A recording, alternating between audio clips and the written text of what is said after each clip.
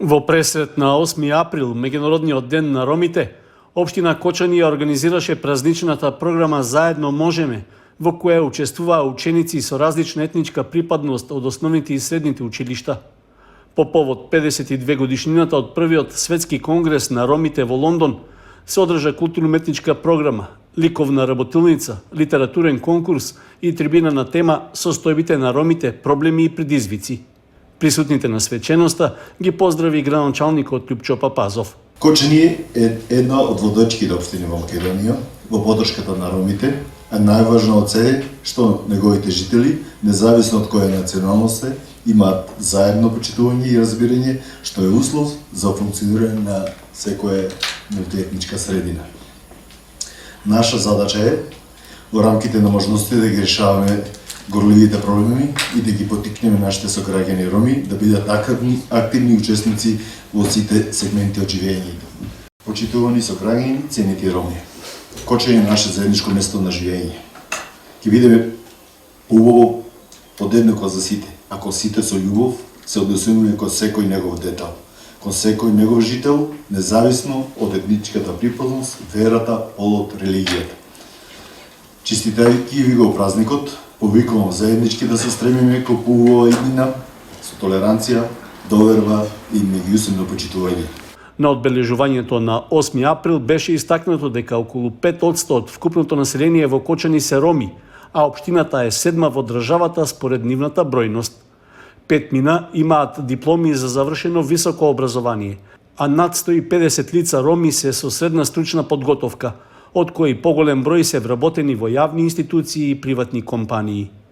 Во рамки на финансиската поддршка во образовниот процес, локалната самоуправа на Кочани обезбедува стипендирање за студентите роми, за кои има посебни олеснителни критериуми. Обезбедени се и средства за инвестирање во инфраструктурата со кои годинава ќе се изградат неколку улици во ромското мало, а ќе се уреди и детско игралиште во населбата Трајаново Трло. Во рамки на предвидените и планирани работни активности, вработените во одделението за одржување и реконструкција на водводната мрежа во комуналното претпријатие Водовод извршија оперативни активности за дислокација на потисниот цевковод со диаметар од 250 мм, што служи за водоснабдување на тркање.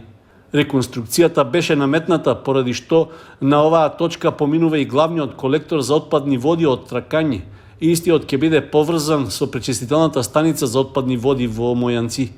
Целата интервенција беше спроведена од екипи на комуналното претпријатие Водовод со сопствена механизација и не влијаеше врз квалитетот на услугите што комуналното претпријатие ги испорачува до крајните корисници. Од Водовод информираат дека продолжуваат и со активности за хортикултурно уредување на новопоставените бетонски жардинери. Одделението за градско зеленило по целата должина на булеварот Тодосија Паунов на потегот од кружниот тек кај полициската станица до бензинската станица на Лукойл ги полнеше жардинерите со почва. Истовремено се уредуваат и бетонските жардинери на булеварот Стево Теодосиевски. Поради големата должина на сообраќајниците, активностите се изведуваат етапно и синхронизирано во соработка со општина Кочани.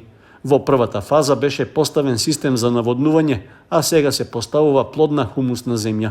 Уредувањето понатаму ќе продолжи со засадување декоративни зимзелени растенија, трева и цвеќиња.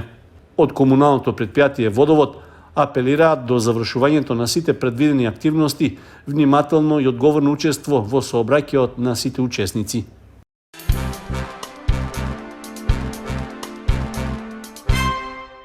Пораст од околу 10% на бројот на пациенти со незаразни заболувања регистрирал Центарот за јавно здравје од Кочани во текот на минатата година, во споредба со 2021.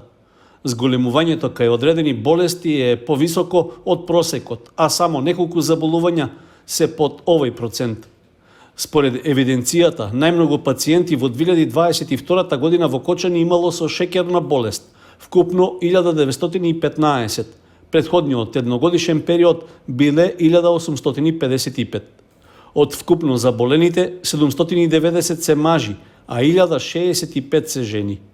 Пораст има и кај малигните болести, при што според податоците за амбулантно поликлинички морбидитет, лани имало 634 пациенти со канцер, а во 2021 биле 610.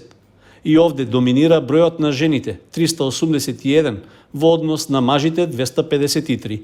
На листата на најчести незаразни заболувања евидентирани се и циркулаторните болести, односно исхемични заболувања на срцето. Во 2022 година имало вкупно 402 пациенти во Кочани, а една година пред тоа биле 391. Побројни се мажите, вкупно 218, а жени се 184. Доминантна бројка на мажите има и во лекувањето на алкохолизмот и другите зависности. Вкупно 111 пациенти се регистрирани во текот на минатата година, од кои 98 се мажи, а само 13 жени.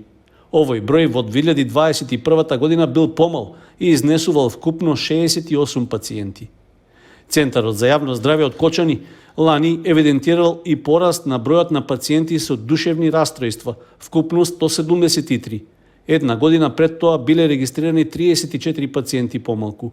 Во оваа група доминантни се жените, вкупно 99, наспроти мажите 74.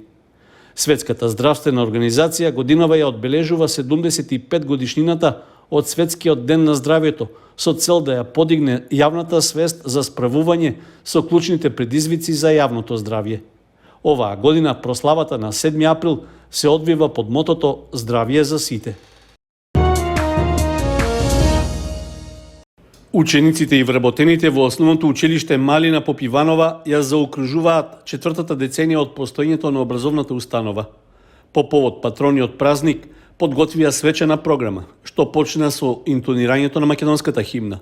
Потоа продолжи со оддавање почит на револуционерката пред нејзината биста.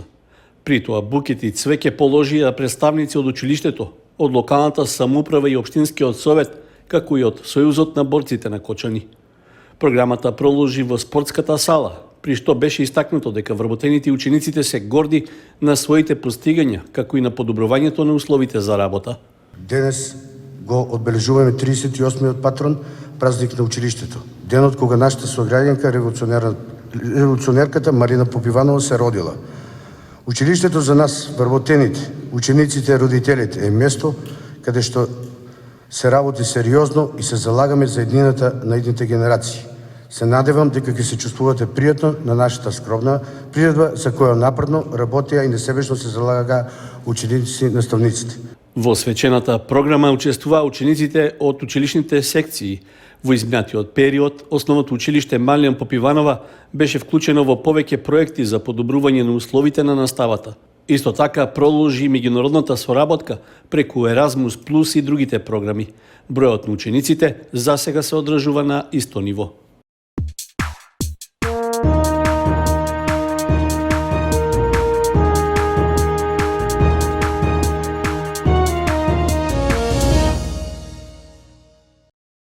Викендов продолжуваат првенствените надпревари во фудбалските и кошаркарските лиги.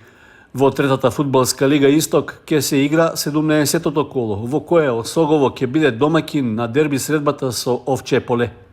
Надпреворот е од голема важност за двете екипи кои се директни конкуренти за лидерската позиција и треба да покаже кој ќе остане во борбата за влез во повисок ранг на надпреварување.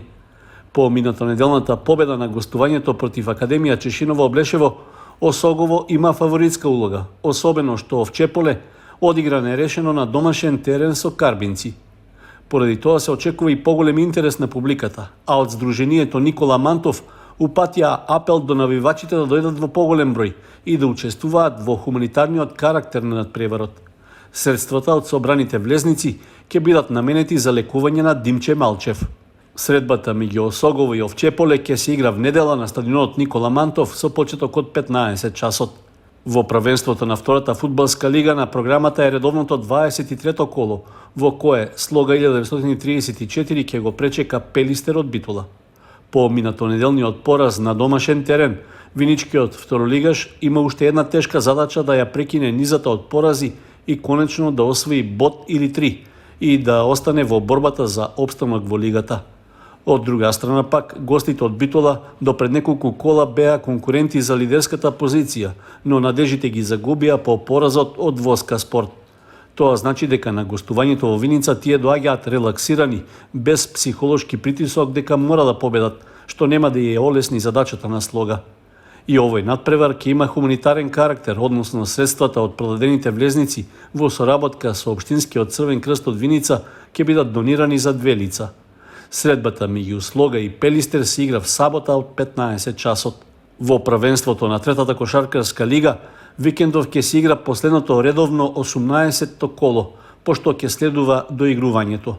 Баскет Дино Деликатес ќе гостува во Скопје на средба со екипата на Вардар и од резултатот на оваа средба ќе зависи дали ќе се најде меѓу 4 екипи за плейоф над преварите за влез во втората лига.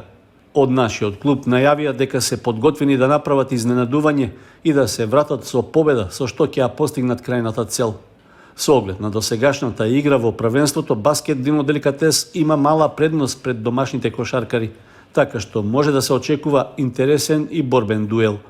Средбата се игра в недела во салата на кошаркарскиот клуб Вардар со почеток од 14 часот и 30 минути.